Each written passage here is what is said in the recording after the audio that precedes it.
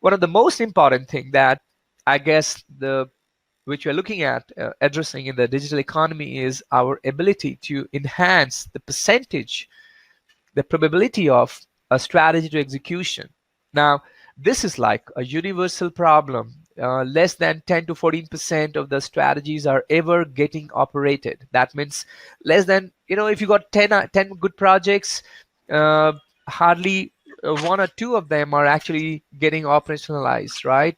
A lot of these projects are breaking off at some point of time. Now, why this is happening is because of one very important aspect, which is called the concept of reification. What it says that in a strategy and a goal has to undergo a 6 stages of transformation.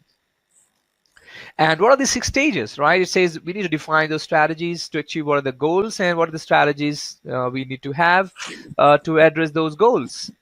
And then we must define what are the processes, what are the business processes that are needed to support that service.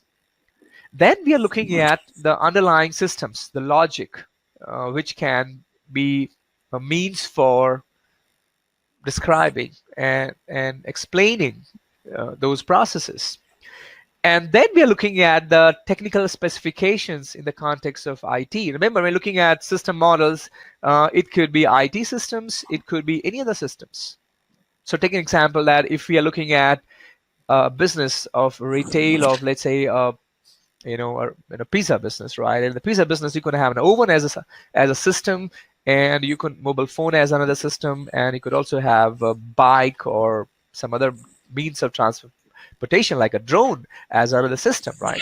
We're talking about the logic about what are the different kind of systems possibly we're going to, and then the technical specifications of each of the systems, and these technical specifications can be implemented.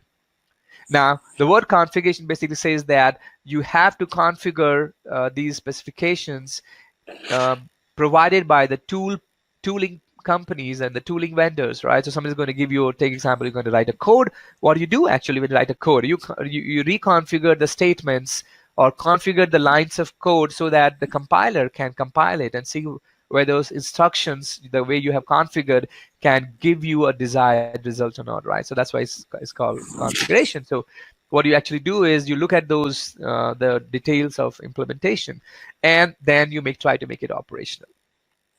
Now, what happens is if you try to miss or try to ignore 1 or 2 steps or a couple of more steps, what's going to happen is your operation will never reflect your intended idea in the first place.